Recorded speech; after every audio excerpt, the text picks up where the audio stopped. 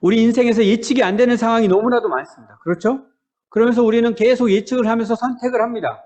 이것이 보통 스트레스가 아니에요. 이렇게 선택할까 저렇게 선택할까. 이렇게 선택하면 잘 될까 저렇게 선택하면 잘 될까. 모든 인생의 문제가 선택의 문제예요.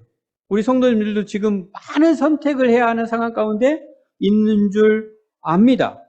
학교를 섬기다 보니까 우리 부모님들이 자녀를 교육할 때도 굉장히 선택 때문에 고민을 많이 해요.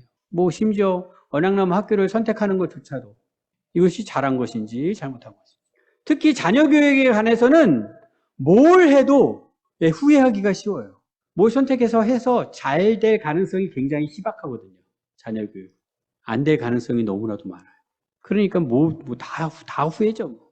이것을 선택해서 후회, 저것을 선택해서 후회. 근데 선택 안 한 것이 이제 그때는 보이죠.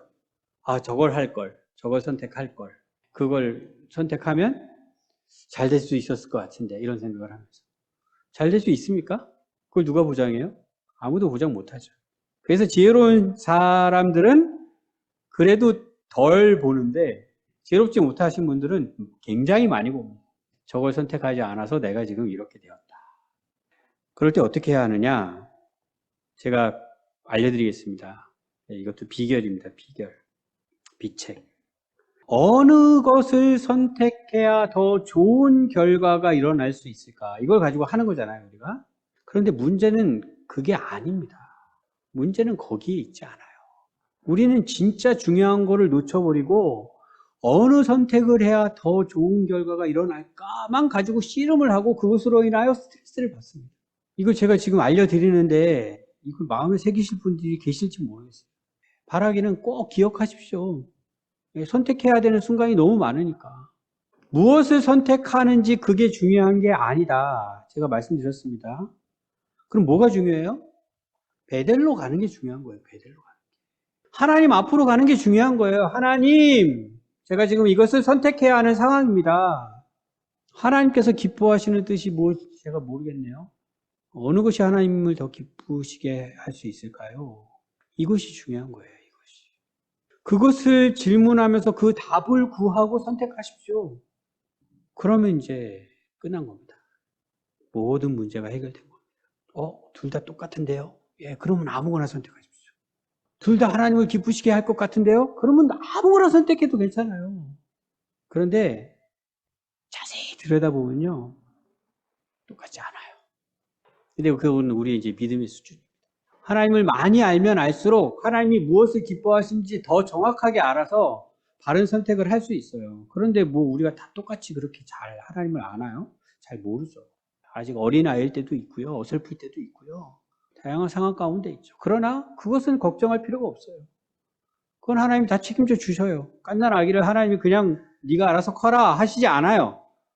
우리는 그런 하나님을 믿기 때문에 그건 걱정하실 필요 없고 어쨌든 내가 어린아이 같은 믿음을 가지고 있다 할지라도 어느 것을 선택해야 더 좋은 결과가 일어날까 이거로 아둥바둥 고민하지 마시고 하나님 제가 이걸 선택해야 되는데 하나님을 기쁘시게 하는 선택을 할 수 있게끔 도와주세요. 그게 제일 중요한 거라고요. 그것만 하면 된다고요. 우리는 그렇게 사는 자들입니다. 하나님께 나아가고 하나님께 예배하고 하나님을 의지하며 사는 자들입니다. 하나님의 음성을 듣는 자들입니다. 대부분의 잘못된 선택을 할 때 어떤 잘못을 하냐면 교만함으로 선택합니다. 교만함. 하나님과 상관이 있어요? 상관없죠.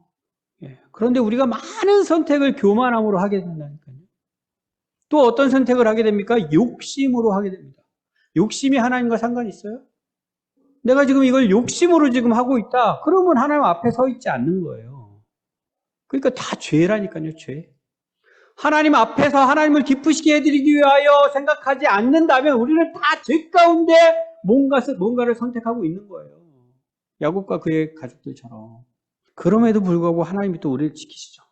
진짜 정말 하나님의 사랑을 이해할 수가 없습니다. 그런 교만으로 결정하고 욕심으로 결정하고 그렇게 엉뚱한 길로 가는 우리들을 그럼에도 불구하고 하나님이 함께 하시고 지키시고 다시 인도하시고 다시 나타나셔서 말씀하시는 일깨워 주시는 그분이 바로 우리가 믿는 하나님이십니다. 계속 그러실 거예요, 계속. 계속 내 욕심대로 선택하면서 살고 하나님이 알아서 계속 책임져 주십시오 이러면서 사실 거예요? 그럴 수 없죠. 하나님 앞으로 가야죠. 하나님의 기뻐하시는 뜻을 구해야죠.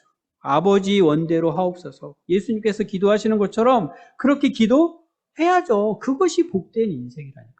그 복된 인생을 누리며 사는 것이라니까요. 이것이 비결이라고 비책이라고 말씀드렸는데 또 이런 생각을 또 해요. 어떤 생각이요? 아, 그러면 탄탄대로를 걷게 되는 걸까요? 그거 아닙니다. 강단에서 그런 설교를 또 잘못하시는 분들이 많은데 그거 아니에요. 여전히 우리는 십자가의 길을 갑니다. 십자가의 길을 가는 거예요. 주님 가신 길을 따라가는 거예요. 그것이 복된 길이라고요. 그것이 복된 길. 하나님 앞에 서서 하나님의 음성을 들으며 하나님의 인도하심을 받으며 주님 가신 십자가의 길을 따라가는 것, 그것이 복된 인생을 누리며 사는 길이라고요.